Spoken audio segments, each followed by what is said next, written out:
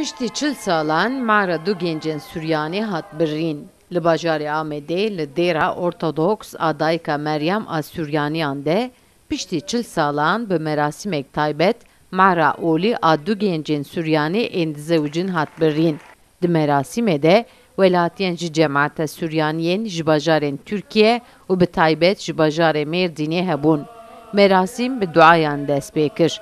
Dûvre bi son xwarina bûk û zava domand. Kaç yıldan sonra ilk defa Süryani bir düğünü yapılıyor. 40 yıl. Piştî çil salan cara yekeme bi merasîmek li dêrê mera olî tê birîn. Ew jî bû qismetê me. Em gelekî bextewarin ku li dêra Dayika Meryem me mera xwe birî. 50 yıldan sonra çok mutluyuz. Çok teşekkür ediyoruz geldiğiniz için. Çok sağ olun.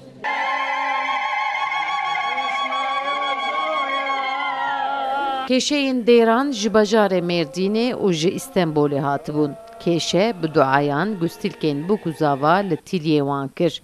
Suryaniyên ku beşdarê merasîma marbirinê piştî çil salan bûbûn, bi bûk û zavayê re wêne kişandin. Hêjayê gotinê ku li bajarê Amedê hejmara Suryaniyan li dor 20 kesan e. Piraniyên wan berê xwe dane welatên Ewropayê.